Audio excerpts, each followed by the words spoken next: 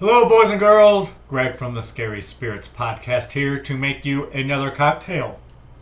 This week's cocktail is the Medusa, and it is the featured cocktail, as always, in today's episode. We're going to start with a shaker with ice. To that, we're going to add whiskey, 1/3 of an ounce. 1/3 of an ounce. Okay.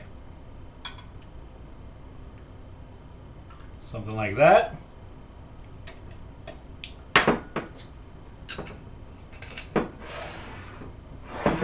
White rum, another 1/3 of an ounce.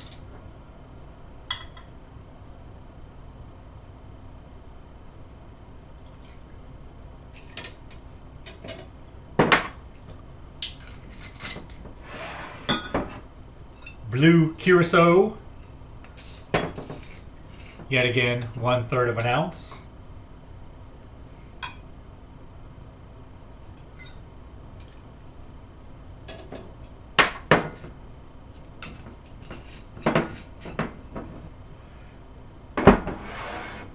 Peach schnapps, 1/3 of an ounce.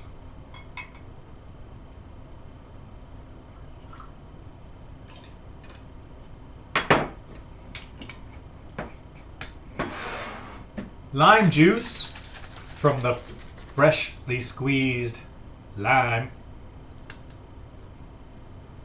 1/3 of an ounce.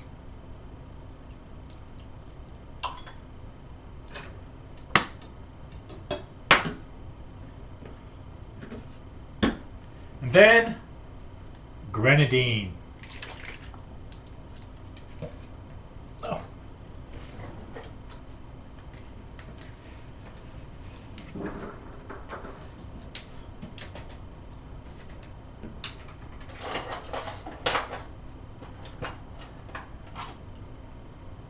One teaspoon grenadine.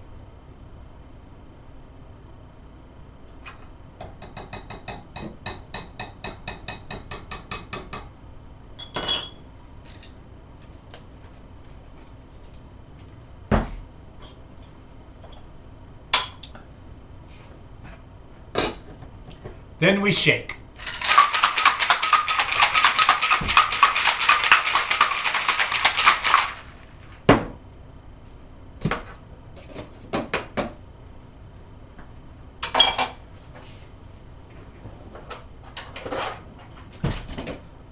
We're going to take our cocktail glass with ice, and I'm going to strain it. It says to pour, but I'm going to strain.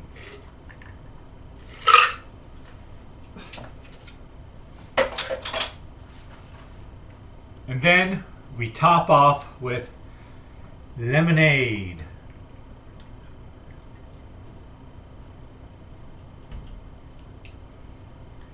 There you have it, the Medusa.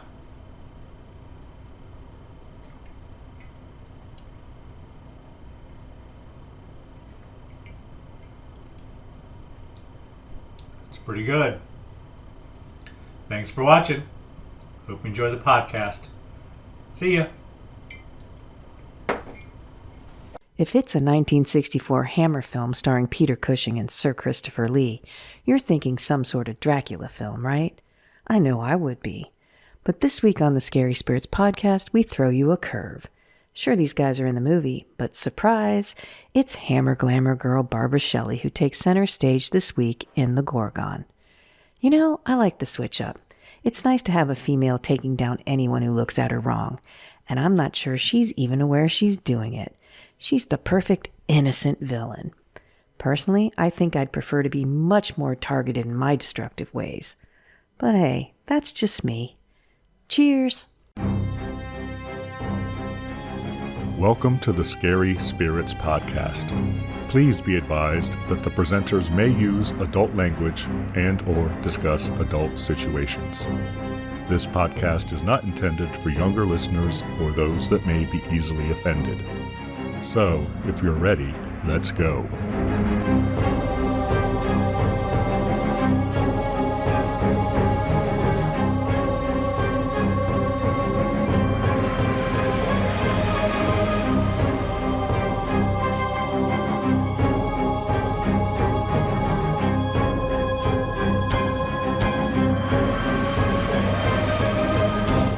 Hello, boys and girls. I'm Greg, Hi, everyone. I'm Karen. and welcome to the Scary Spirits Podcast, the podcast that combines the two very different but highly compatible worlds of scary films and alcoholic spirits. What could possibly go wrong? Indeed. How are you, Karen? Feeling a little conflicted, Greg. You just said you were delightful. Well, I'm always delightful. All right, go on. Why are you conflicted? Well, when your youngest is graduating from high school, you're proud and happy, but also a little sad. I'm not gonna lie, a little sad. How are you, Greg?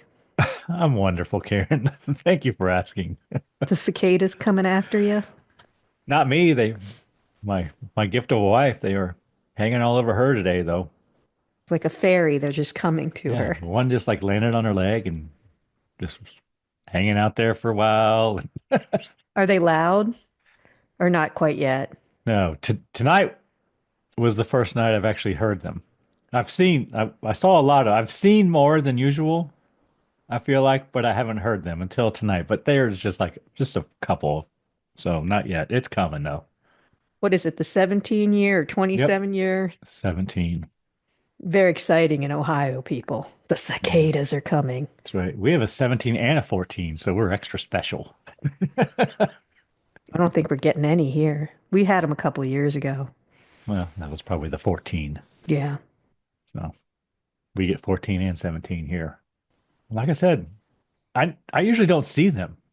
I see their shells, but this year in just the last couple days, I've seen a bunch. I remember when we were kids, there was like, I mean, I'd never seen anything like it since. They were just covered on the roads. You just drove over them. And my brothers would push them under the door of my bedroom so they'd crawl in. See, that's what I hear people say, but I don't really remember it that way. I remember it. All Oh, right. God. All over. Ugh. Because my mom would drive over them and they'd, ugh. All right. Enough about the cicadas. Sorry. We did have a request to do a movie called The Brood. Maybe we should do that in honor of cicadas. Ooh. But that's not the film where we're doing this week, is it, Karen? I hope not. What is the film we're doing this week, Greg? Oh, is it my choice? It is. Film I have chosen is called The Gorgon. And you chose it because It's a Hammer film from 1964 starring Christopher Lee and Peter Cushing. that's it. You just wanted to see it. Yep, Okay. pretty sure. I'm just Blowing through them. knocking them out. Yep. I have enough. I've done enough of like trying to have a theme, I think. And actually, The Brood came out on the 25th, which is just a few days before this episode comes out. There you go. Greg, get off the brood. We're doing the Gorgon. I know. Focus, Greg, focus. It seems like a missed opportunity now. It won't be our last. Move along. Okay. True that. I have a cocktail as well, Karen, in case you were As you wondering. as you should. What do you got? Cocktail I have chosen is called the Medusa. Nice. You want to tell everyone how Yeah, to but I make it? didn't really understand at the time that there were different characters, but whatever. It, It's a it is what it is. they just threw everything in the cauldron here. So All right. it's You're it's going all to tell right. us all about the mythology and how they got it all wrong A later, are little, you? not too much. All But right. yeah. But the Medusa's fine. She's the sister. So for the Medusa, we're going to need a third of ounce peach schnapps, 1/3 ounce lime juice, 1/3 ounce white rum, lemonade to top off, a teaspoon of grenadine, 1/3 ounce of whiskey, and a third ounce of blue curacao. We're going to add the whiskey, white rum, blue curacao, peach schnapps, freshly squeezed lime juice from the plastic lime, and grenadine into a cocktail shaker half filled with ice. Shake for 10 seconds. I did not count, Karen. You just have to be honest. I did one Mississippi, two Mississippi. I did not. Apparently, I'm not a rule follower anymore. Then we're going to pour into a glass 3/4 filled with crushed ice. I didn't do that either, Karen. I just put I a couple did. ice cubes in I there crushed my ice too. and top off with lemonade. And the website says you use a cocktail glass. So that's what I did. It Okay. seems weird to put crushed ice or ice period into a cocktail glass, but whatever. Then we garnish with twists of lime rind and serve. I did not do that either. But Jeez. that gives you the snake Yes. green whatever. Twisty snakes. So there you go. And it says pour into a glass. I strained it into the glass because I did too, because my had crushed ice in there. yeah, you have to strain it. There we go. The Medusa. Should we give our friends and listeners time to make their own Medusa? Well, of course. Hold on.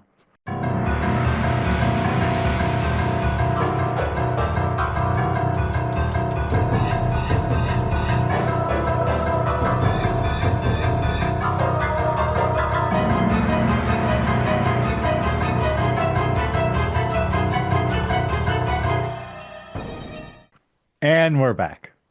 Yes, we are. Karen, might you have a brief synopsis for us? I do. Go on.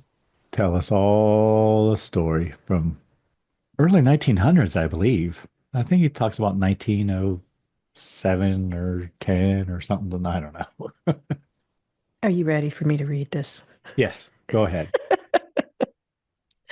A mysterious monster is turning people to stone in a German village in 1910.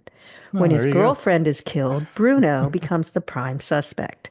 His ensuing suicide seems to confirm his guilt, but Professor Karl Meister isn't so sure. He thinks one of the villagers is possessed by the spirit of Megaera, sister to Medusa. Among the possible culprits are Dr. Namarov's gorgeous nurse Carla and a mental patient. Huh. I wonder who it could be. Who could it be?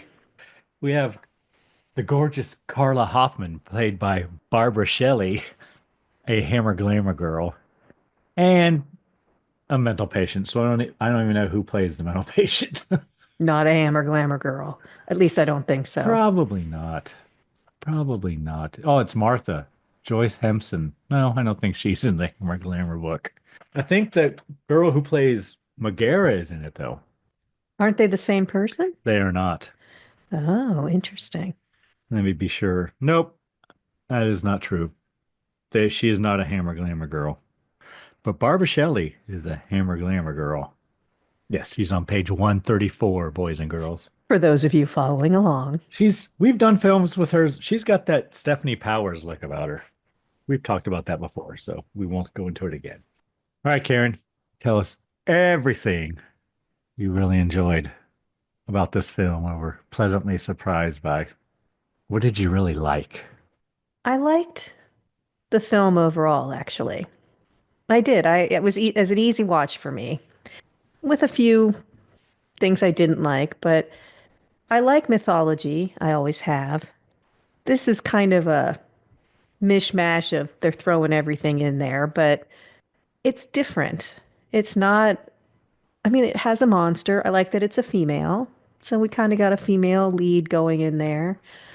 I love the clothes that the gorgeous assistant gets to wear. The sets are good as always. You know, there's some really nice camera work. There's a scene where Christopher Lee is rifling through some files, and I'm trying to think of the doctor's name, but I called him Peter Cushing throughout the whole thing. And Peter Cushing is through a window on the other side, and it was really very cool how they did that. So they did some nice camera work in it, I thought.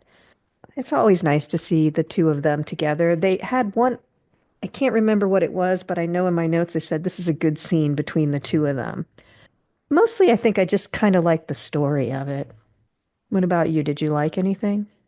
So it's a Hammer film, Karen. So we have got your nice sets, got your nice costumes, like you said. I thought the acting was really good. I really liked Peter Cushing's mustache and beard thing he had going on there, the Chester Arthur thing. I don't even know what they call that. I'm sure there's a name for it. It's like a... There was something weird about how he looked. He didn't look like himself in a weird way. I don't know if I'm used to seeing him a little more gaunt, or maybe that beard kind of covered that a little bit or something. At first, I didn't think it was him when I saw him. But then there was a shot and I go, oh, it is him. But there were certain angles where I almost didn't recognize him. I thought the music was good. I agree. I noted that too. Yeah. And there's some nice lighting in it as well as some nice shots. And I make reference to a couple of them in my notes. The shot you mentioned is very good. Peter Cushing and Christopher Lee only have really one scene together where they interact in this whole film, but they are seen together when Christopher Lee is looking through the files and he's hiding behind the door and Peter Cushing is standing in the doorway and it's kind of like, oh, is he going to see him? Is he going to walk in? What's going to happen? What's going to happen? It's very suspenseful.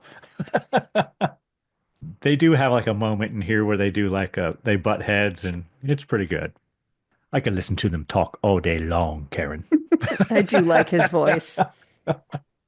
That's all I wrote. It's a pretty good movie, actually. It's a pretty good Hammer film.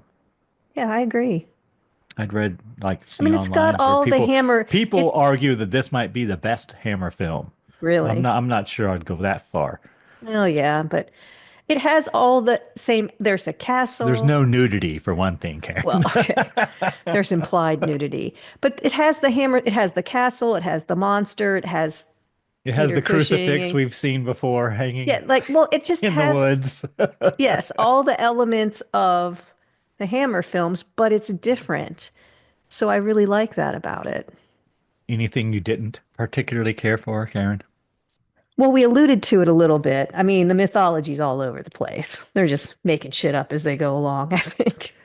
I didn't know. Which, does that really matter? No, not really. It doesn't take away from the story. There's nothing that it really impacts. You kind of know, even though they say it's a mystery of who it is, I think you kind of get who it is right away. There isn't really a mystery there's no mystery, I don't think. I think it's pretty obvious who the culprit is. I didn't feel like I was being fooled at any point. I would say, too, there's not enough Christopher Lee. He's in there for 5 minutes. Like he says, let me know if you need anything. Let me know if you need anything. And then there's 25 minutes left. And I thought, I even think I wrote, is Christopher Lee coming back in this film? Or did he get a starring spot for that 2 lines that he said? I think he has top billing in it, too. Yeah. But he does obviously come back, but he's not in it for a long time. There's a nice little kind of love triangle in it that I didn't mention as things that I like. They played that well, I thought. But there seems to be a full moon every other night, and it's a little choppy. It's a little slow, I would say, too. But overall, I did like it. Do you have anything you didn't like? I wrote one thing down, Karen.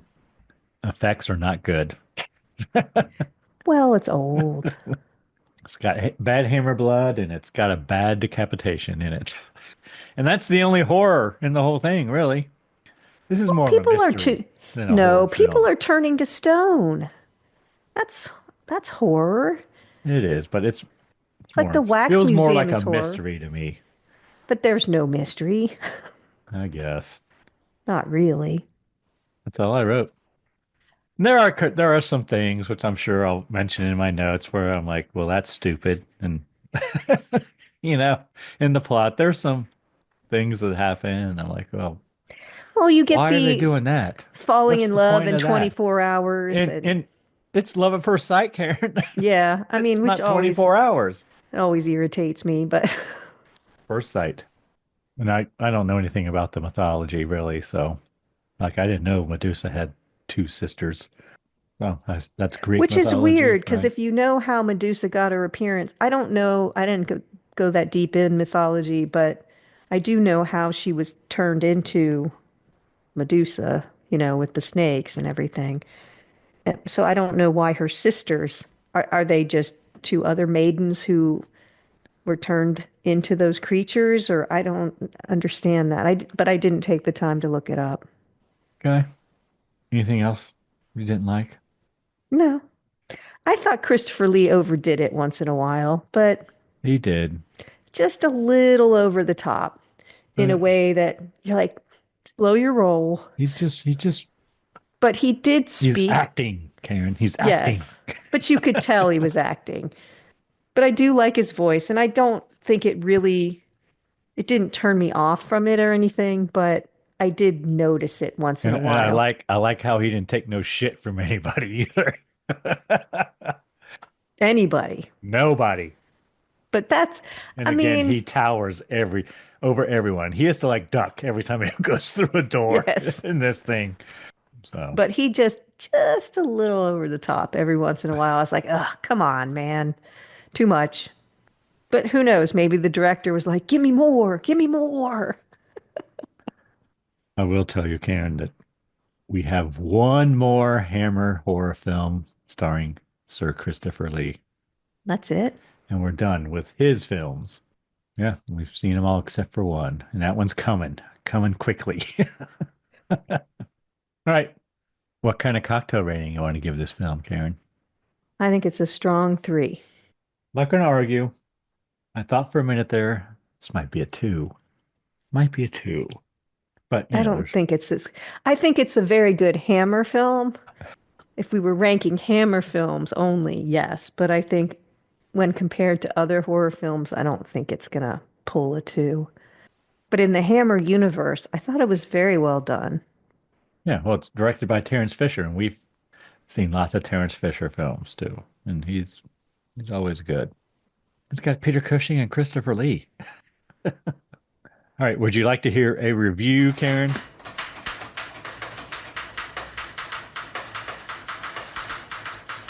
Do you have one from the time, or you I just do got not a know. DVD release? Yeah, it's a DVD, I guess. So, but first I have to tell you this has a 6.4 out of 10 rating on IMDb, It's pretty good. a 67% approval rating on Rotten Tomatoes. What do you think Google users say, Karen? Gonna be high. I'm gonna go 85%. 86%, Karen. I might 86. win on The Price is Right with that because I did not go over. That's pretty True. close. It's true. So close. Review I have is from a website, I guess, called British Horror Films. Right? They must know what they're talking about. And it's pretty long. We're not going to read it all anyway. Mostly. There must have been a frantic meeting at the Hammer House of Horror at some point in the mid-60s. A bunch of mustachioed blokes in tweed jackets and cardigans, all smoking pipes and wondering what they are going to do next. Picture it. Just picture it, boys and girls. Zombies? Mummies? How about another Dracula film? Why not do a film about a bunch of cannibals who live in a farmhouse and chop people up with chainsaws? Nah, that'll never sell. Anyway, it's a captivating image, isn't it? Oak paneled walls, ornate weapons of torture on the walls, and a Queen's Award for Industry on the mantelpiece. Makes you feel all kind of warm inside. Whatever the truth is, what we have here with the Gorgon is a brave attempt by the studio to come up with a monster without ripping off the Universal films from the 1920s. Yes, this time they're ripping off Greek mythology. All the classic elements are there. Peter Cushing, Christopher Lee, a big old house, scared villagers, even Patrick Troughton in a comedy German pointy hat. The film starts with a bit of nudity, but only a bit, as an artist's model inexplicably covers herself up after posing nude for her boyfriend. That's what you thought too. So they can have a chat about her being up the duff, whatever that means. She doesn't hear what she needs to hear. They're all bastards, man. So she runs into the forest where she sees something that turns her to stone. And he says, well, could it be the Gorgon? And he says, what's the point of keeping the monster out of sight when the title of the film gives it away? Because we don't really see it for quite a while. Cushing's a doctor with a tremendous mustache. Oh, there you go. Yeah. Troughton's the local police, but looks more like Baron von Rice Pudding from the Sparky comic. It turns out this is the 7th murder in the town, and they suspect Bruno, the artistic boyfriend. After all, he once got drunk in public, in a pub. I know.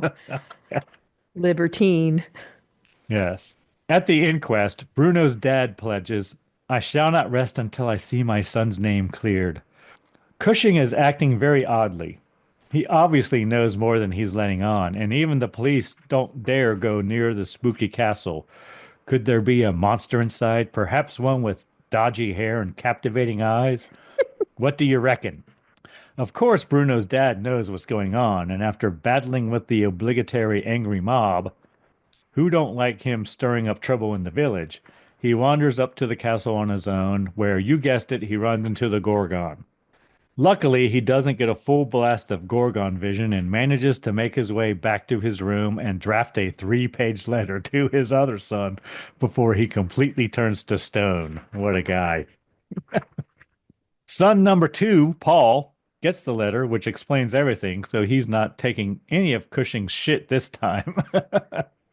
We get a brief classics lesson, just in case there's anyone left in the audience who doesn't know what's going on, and it's explained that Megara has taken the human form. So that makes it Carla, Hammer starlet Barbara Shelley. Then she's the only female star in the film. Cushing, who's in love with her, is protecting her at any expense. Son number 2 catches a glimpse of Megara, which turns his hair gray overnight. The face, it was horrible. It was the most horrible thing I've ever seen. Paul's now fallen in love with Carla. Then enters his Immediately. Then enters his friend and mentor, Christopher Lee, who puts in a barn-storming performance as a kind of even angrier Sherlock Holmes. Good heavens, Paul, what's happened to you? Ill? You look like you've been in your grave and dug your way out. It's true. He's brutal. There's good lines for Cushing, too, as he performs a spot of impromptu brain surgery. It must have been written in his contract at the time. It never ceases to amaze me why the most amazing work of God, the human brain, is the most revolting to look at. Paul plans to run away with Carla, and they arrange to meet at the castle. Uh-oh. Paul, we'll go away tonight. Carla, we can't. It's too late. Why? Why is it too late? I don't know. There's a top fight at the end between two very obvious stunt doubles. Then, in the great tradition of these Hammer Gothics, nearly everyone dies, and the whole shebang finishes with Lee placating the dying Paul. She's free now, Paul. She's free. There you go. Thank you. Good night. It's not much of a mystery. It's not, but it gets 3 cocktails. All right, before we go to it, scene by scene, Karen, do you want to tell the boys and girls what film you have chosen for us next week? I've chosen The Shadow of the Cat from 1961. Any reason you chose that film, Karen? Our podcast will come out on June 4th, and this movie came out on June 7th. Well, there we go. We're celebrating an anniversary. Woohoo! And you may not know it, Karen, but this is an unofficial Hammer film. Oh. So it's a Universal International, but it's considered an unofficial Hammer film. Whatever. Look at me. I know it stars Barbara Shelley. We're doing 2 Barbara Shelley films in a row.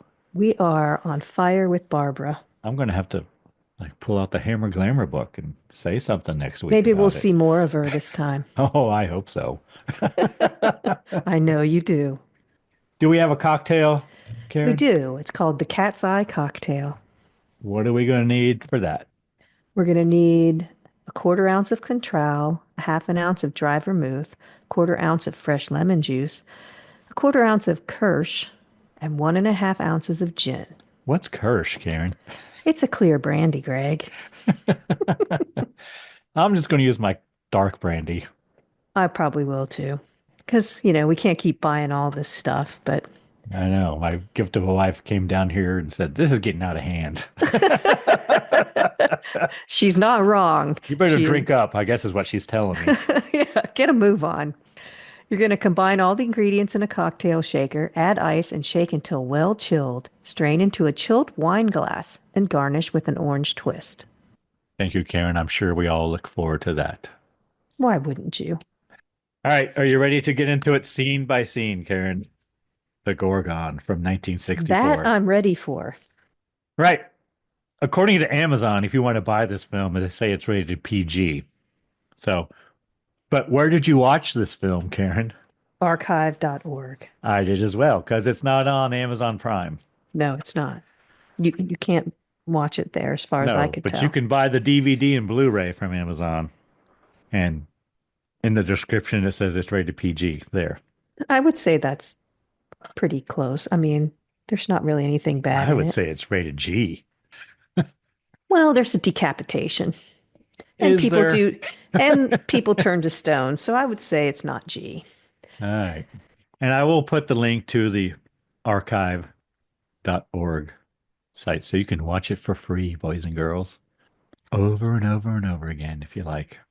We have credits. It's a Columbia and Hammer film production based on the original story by J. Llewellyn Devine or something. Did you I see didn't that? see. No, I That was didn't. quite the name.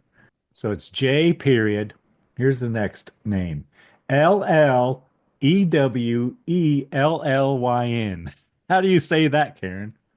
Llewellyn? Llewellyn? I guess. Yeah, Llewellyn Devine. So there you go. Directed by Terrence Fisher. Then we have words to read, Karen. Overshadowing the village of Van Dorf. Is that right? Yeah, Van Dorf stands the castle Borsky.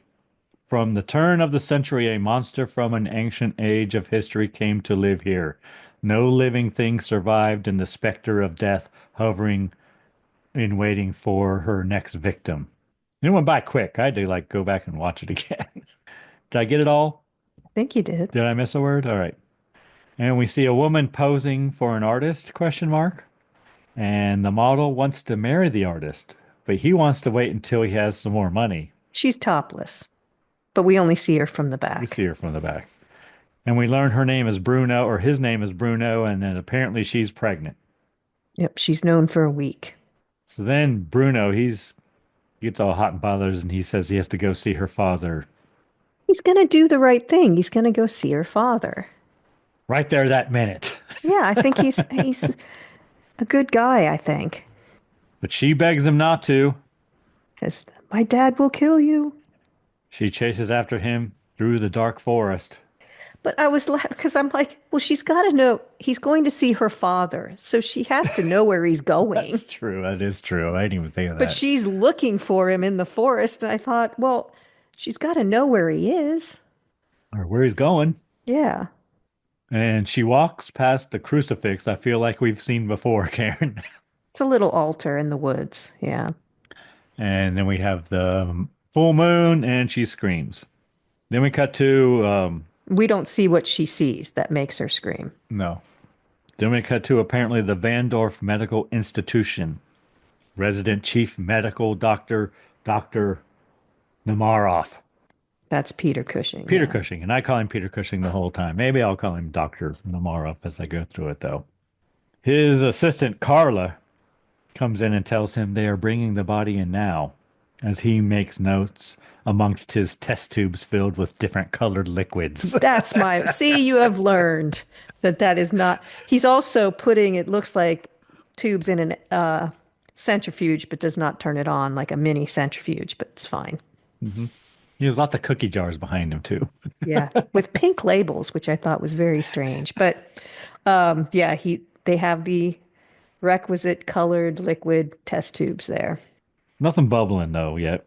No, Or ever, really. But he's no, he's a real doctor. He's not a mad scientist. He wouldn't have a Bunsen burner. he wouldn't have bubbling colored liquid, just regular colored That's right, liquid. just regular. And God forbid a Jacob's ladder. Is this your first time listening to the Scary Spirits podcast? Or maybe you're a regular listener, but missed a few along the way. No worries. Not only can you find every episode on our website, scaryspirits.com, but you'll also get to enjoy awesome show notes too. I just want to say we really appreciate your support. Now let's get back to the show.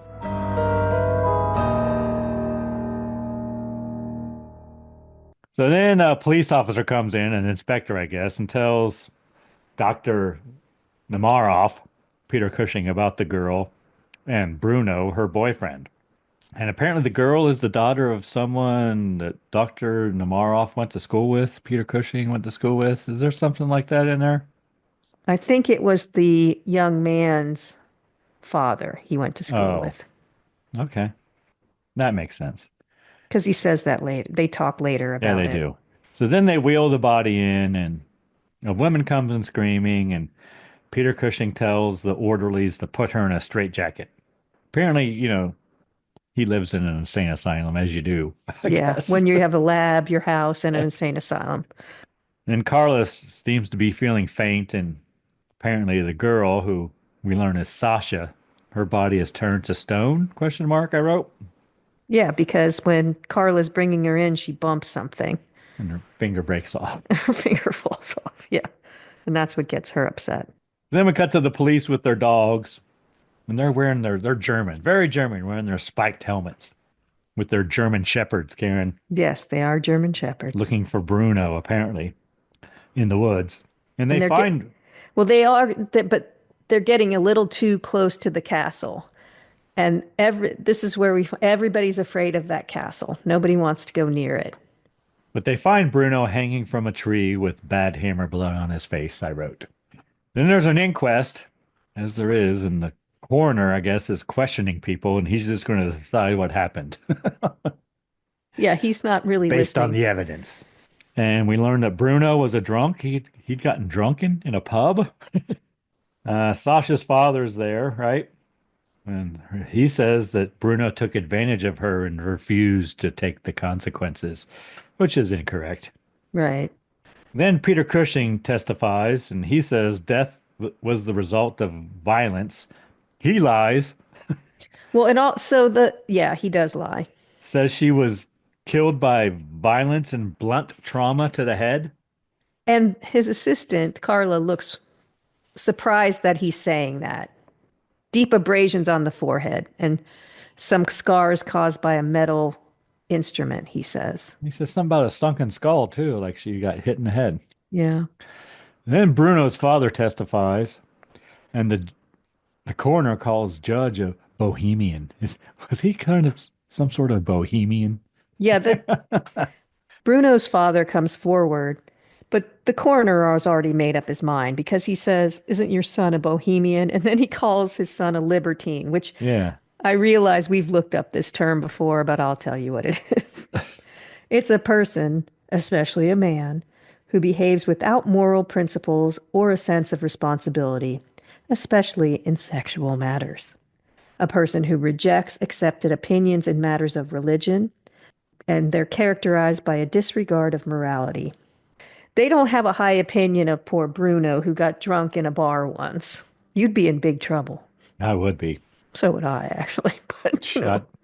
So then Bruno's father brings up the unsolved Van Dorf murders. Apparently, Bruno's father's been doing his research, yeah, he came prepared. and he is a professor as well. We have Yes. lots of professors and doctors. There's all and kinds of whatnot. professors running around here. And he basically calls the others out on their testimony. He says they're all lying. They're afraid. They're afraid to tell the truth, blah, blah, blah. And father swears to clear his son's name, and he gives them what for, I wrote. Yes. Then coroner finds that Sasha was killed by Bruno, and he committed suicide just like Bruno's father said he was going to.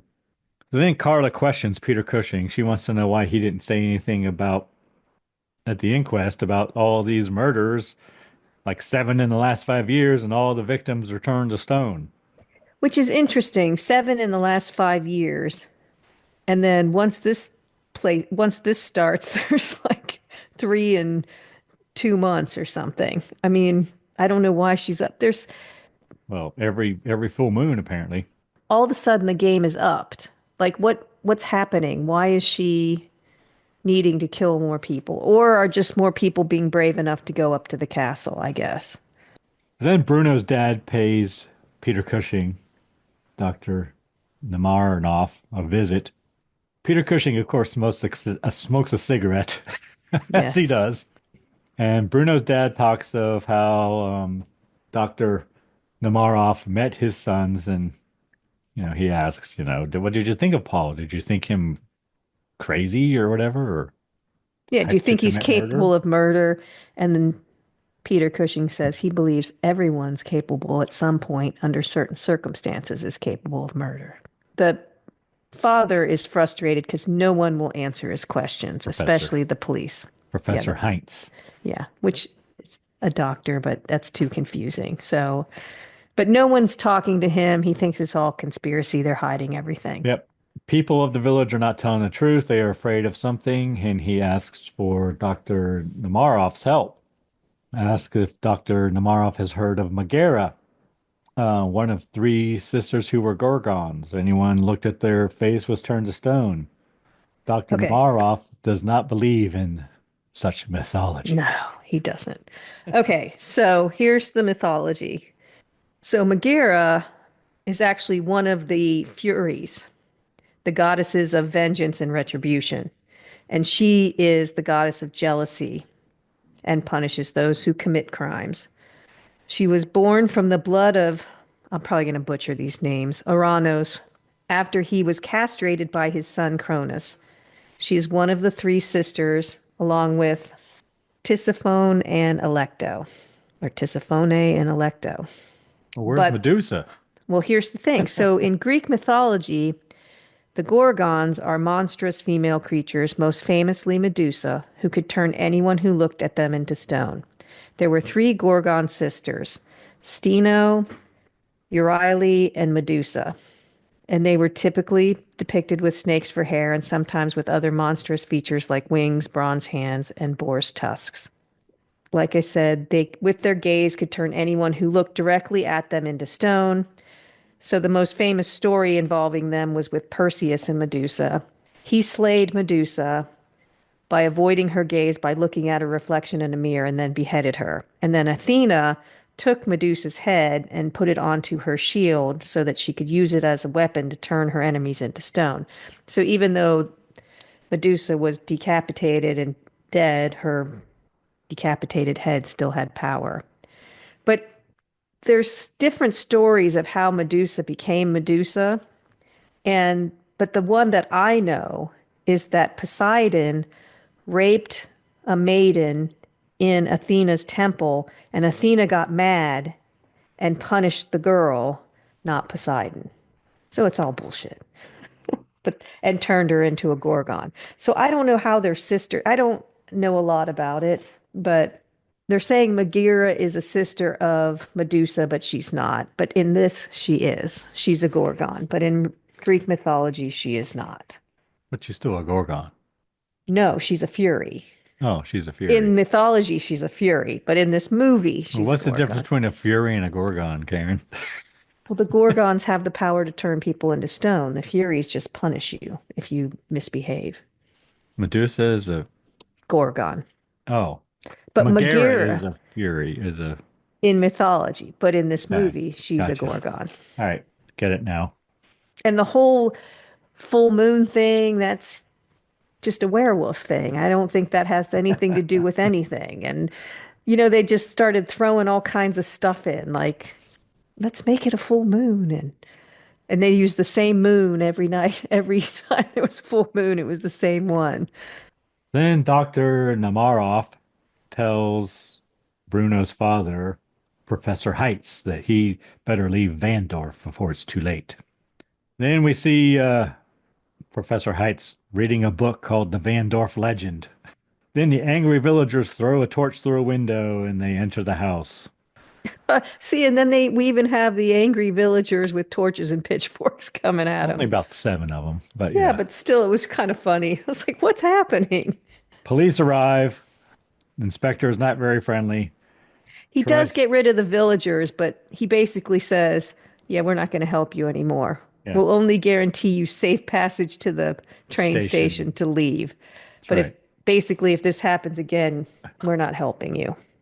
The professor sends a telegram to Professor Meister at Leipzig University.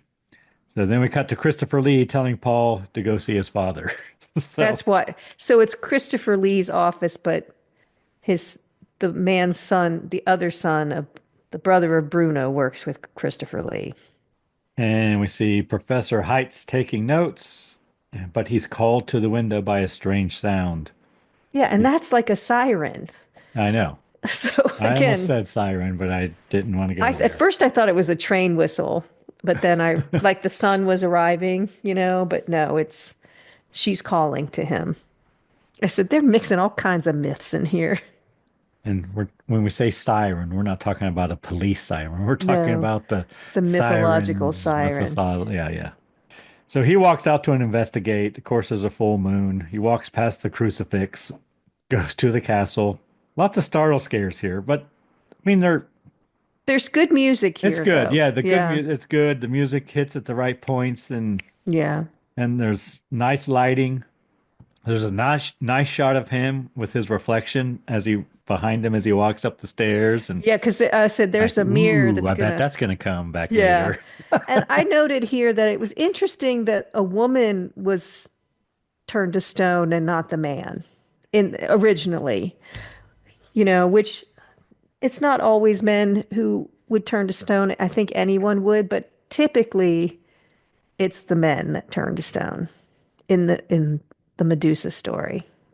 There's an ELO song called "Turn to Stone." Karen. Just hit me all of a sudden. But I wrote it's very suspenseful. He looks upon a figure and screams. We don't really see it, but he stumbles out of the castle. Then we see a woman in a green dress. And I Bruno's think you can see, is this where you can see the snakes do move a little barely, bit? a little bit, Which I thought, I mean, that but was, it's hard to see. It's it not, is. And they don't really ever show us, but the snakes do move, which I yes, thought was, they're not just plastic snakes true. stuck on her head. I was impressed by that. Bruno's father arrives back at wherever he's staying. Bruno's place, I Also, guess. I don't know. yeah, so he does, there's almost like a force that turns them to look.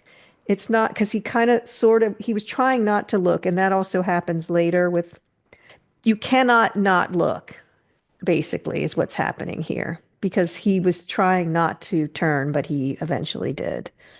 And he calls out for his helper Hans, and he is turning His to stone. servant, basically. Professor Heitz is turning to stone. He tells Hans he has to write a letter to his son Paul. Tells Hans to take the letter and give it to Paul. No one else can see it. And then he tells Hans to leave him. He can do Yeah, I thought nothing he was going more. to dictate it to And Hans, I but wrote, no. why doesn't he recite the letter to Hans? He can surely say it quicker than he can write it. And then we have a shot of the letter and he's finishing writing it, but I paused it and it says, thank God I have been spared time to tell you about this night. I'm agonized by pain in my chest. I am turning to stone. And there's another sentence in there I couldn't make out because it's weird cursive writing. It's cursive, Karen. Craziness. It's code. So then we see Paul talking to Peter Cushing, Dr. Namaroff, and he asks to see the death certificate of his father, I guess. And it lists his cause of death as heart failure. But then Paul pulls out his letter from his father Dun, dun, dun, dun. and says his father tells Dr. Namaroff his father knew he was dying and he was able to write 3 pages. And he says, could someone suffering a heart attack done that? But actually, depending, Yeah, it depends. I mean, maybe. my dad's first heart attack went on for days before he actually said, "Hey, call 911." But anyway, and he talks about something that turns people to stone. Says there is a conspiracy of silence. Yes. He talks about Megara. And Dr. Namaroff says, well, you will have opportunity to debate these findings at the inquest. And he's like, and that's your opinion. It's your opinion. And they basically say, good day. So then we see Paul at Bruno's place. Paul happens upon Carla, and I wrote love connection question mark. I know, right Like away. immediately. She gives him those eyes, Karen. Yes. She's learned a lot from being in Hammer movies. Eyeball acting. She introduces herself. She wants to help. They speak about Megara. No one has seen her and lived. And Dr. Namarnoff refuses to believe because he cannot explain it. We should say that she does not appear to know what is happening. She does not. Later, they say she has amnesia and stuff, but it's not like she's covering it up. She honestly doesn't seem to know what's happening. But I think she wants him to leave, but he refuses. He's not concerned about what happens to him. He has lost his father and brother, but Carly is concerned. In less than a week, he's lost them Yeah. both. Paul rereads his father's letter. It talks about ancient Greece. And then we see Carla talking to Dr. Namaroff about the Gorgons. Three sisters had snakes on their heads. Anyone who looked at them was petrified. She's kind of like almost reciting a report or something. I thought he was quizzing her on it. The technical term is gorgonized, Karen. They're Yes. turned to stone. And it's Carla reciting Bruno's letter, Yes. He sent Bruno's her father's there letter. Yeah. to read the letter and tell the doctor what it And says. she memorized a lot of it, but that's as far as she got, she says. And Dr. Namaroff goes to embrace her, but she kind of like Turns away. backs off a little bit. Then the woman we saw earlier acting crazy, apparently she's escaped.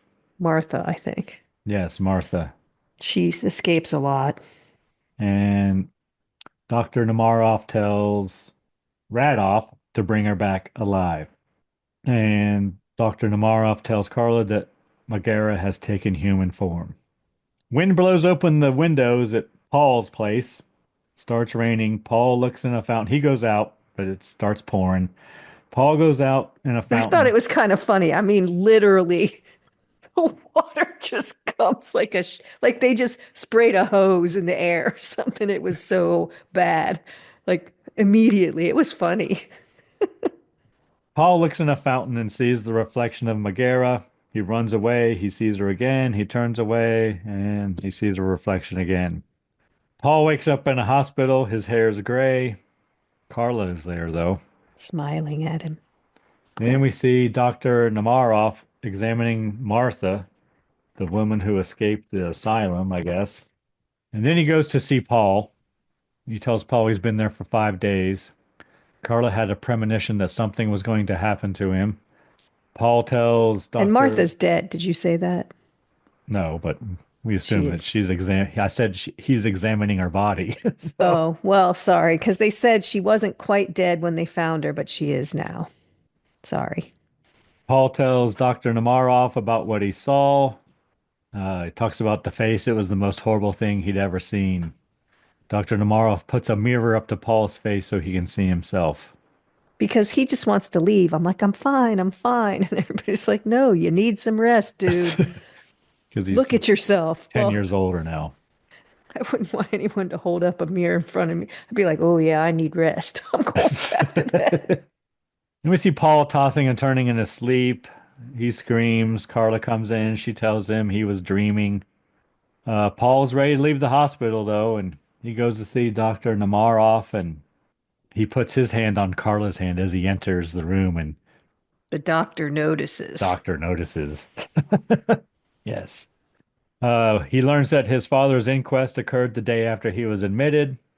Paul tries to get Dr. Namaroff to help him. He refuses. He does not acknowledge what is going on. Paul says he will find the creature and destroy it. Dr. Namaroff calls Radoff to his office, and he tells Radoff to not let Carla out of his sight because there was a full moon that evening. Another one. Then we see Paul digging up his father's grave. Carla watches, and Paul sees that his father was indeed turned to stone. See, I thought the stone effect was pretty good. Yeah, it was.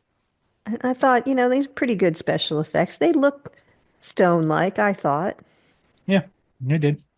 So then Paul questions Carla. Carla admits she read his father's letter. Dr. Namaroff hoped it would let him know something about Megara. Dr. Namaroff won't tell Carla who he is trying to protect. Carla tells Paul that Dr. Namaroff is in love with her, and Paul offers to take Carla away. And he's jealous. He's the jealous type. They express their love for each other, but Carla says she can't go with him. Don't ask me again. Another shot of the full moon. Yep.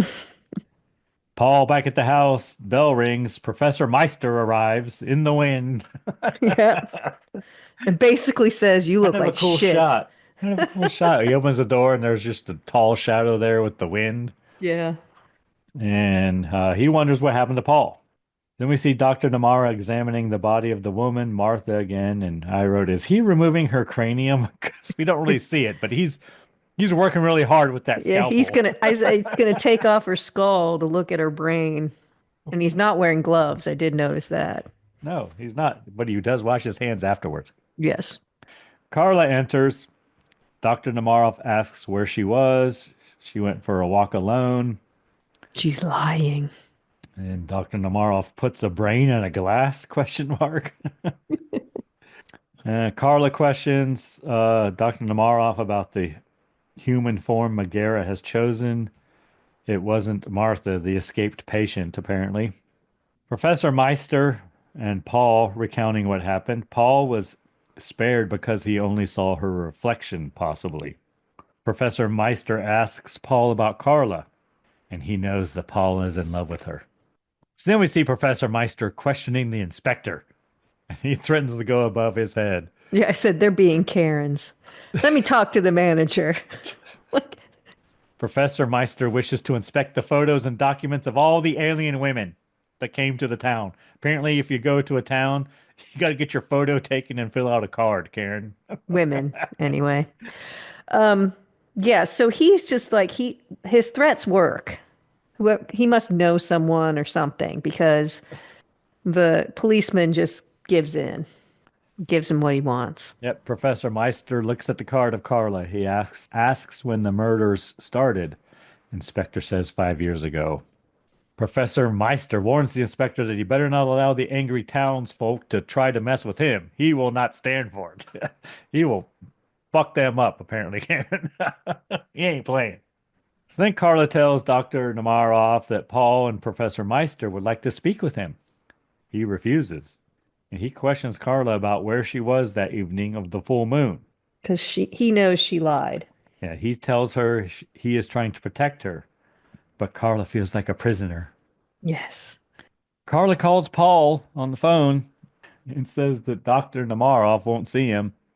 She tells Paul to meet her at the castle the next morning at 7 a.m. Hangs up real quick. Meet me tomorrow, 7 a.m. and hangs up. Paul goes to the castle. Carla's sitting on a throne waiting for him, Karen. Yes, it's fun. Just sitting there. The lighting was good on that. You know, she looked good. She says that something about no one would follow her there because to go into the castle. And I wrote, That's what, Carla, yeah. Carla seems different. I wrote. Because he said, "Why did you want to meet here?" Well, because whenever she leaves the house, the doctor has someone follow her. And she said, "No one will follow me here." Carla says she will go away with him, and then they kissy face. Carla says they must leave now, but Paul refuses to leave. He wants to find Megara. They Carla can just pleads with never him get not to stay. in sync. They're star-crossed lovers, Karen. I know, but one wants to leave, the other one can't, and the other one wants to leave. This one can't. Carla leaves the castle and tells Paul she may never see him again. And then we see Paul walking through the woods. Radoff follows him. I called him the orderly, but he's an His assistant or name's something Radoff, yeah. at the insane asylum. So the doctor's having him follow Carla, and Professor Meister comes up behind him and grabs him as Radoff throws a knife at Paul. which he misses him. It goes into a tree.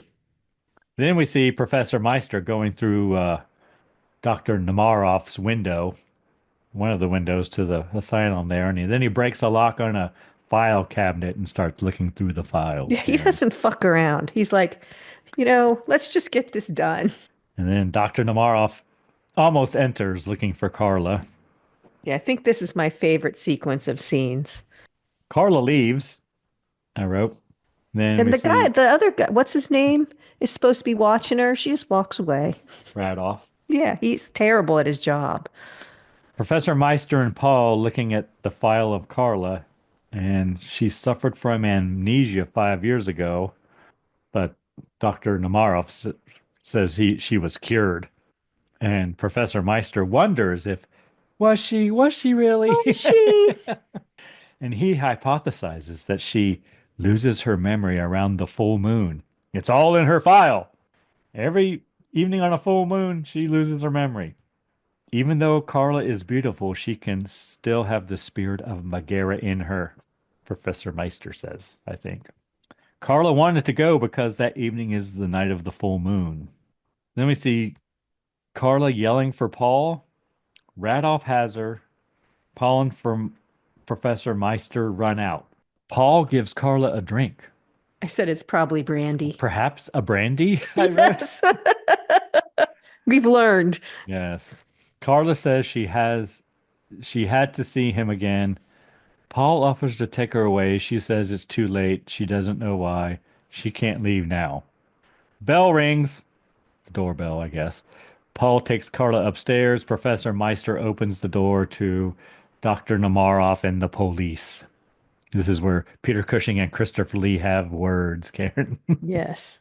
And Christopher Lee starts to stop the police from searching the house, but they say they have a warrant, so he lets them go ahead.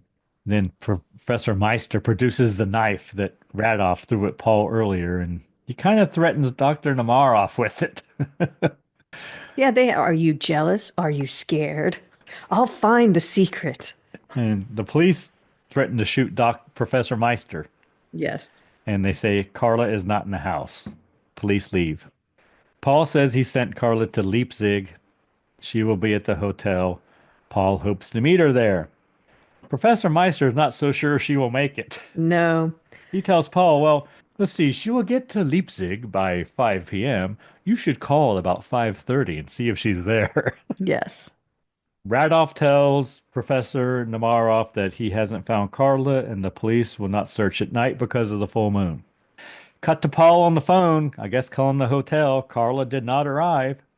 Paul wants to go find Carla. Professor Meister refuses to let him go out in the dark and slaps him. Bitch slaps him. Smacks him hard, yeah. I can't let you destroy yourself. But Paul climbs out his window.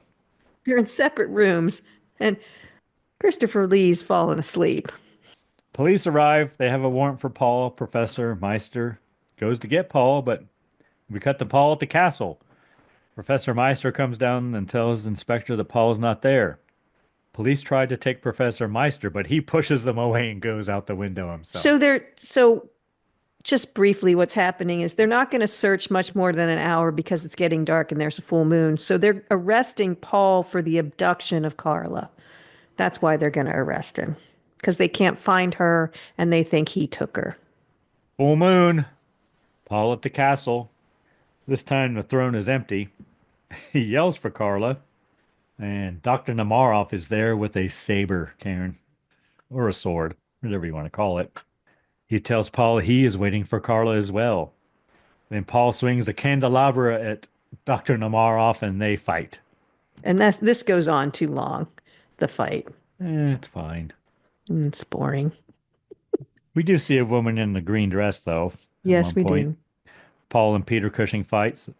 And then Dr. Namaroff throws Paul down the stairs. And Dr. Namaroff shields his eyes from Megara. But then he does look at her and he stumbles away. Paul checks on Dr. Namaroff. He sees Megara through the reflection in the mirror. Professor Meister arrives from behind. He's always arriving from behind. You sneaky bastard. Paul turns to look at Megara. Professor Meister takes the sword and beheads her. Bad blood, I wrote. Yeah, so and a Paul, bad head, too. Yeah, Paul can see her in the mirror, but he's kind of forced to turn around and look at her. There's some It's like sort one of of those, like, cosmetology head makeup things. The head's bad. But then it turns from the Gorgon into Carla. Yep. The snakes go back into the head of Megara, and then her face changes to Carla. And I wrote, Paul's not looking so good.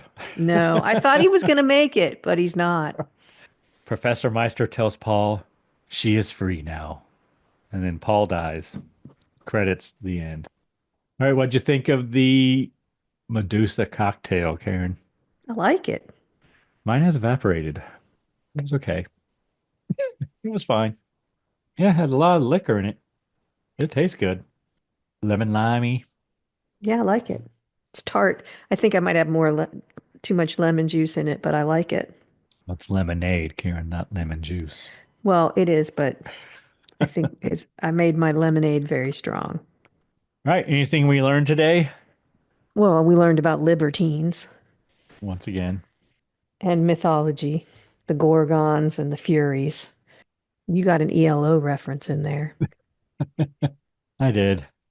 I could have got some other musical reference in there too, but I didn't. Is that it, Karen? Yeah, there's not a lot to it, really. I mean, You didn't even talk about German Shepherds. we've talked about German Shepherds many times. All right. I won't bring them up ever again. Very mature. Anyone you need to thank this week, Karen? Well, we need to thank the listener. There's a lot of podcasts out there. We really appreciate when you take the time to spend your evening with us, or your day, or your morning.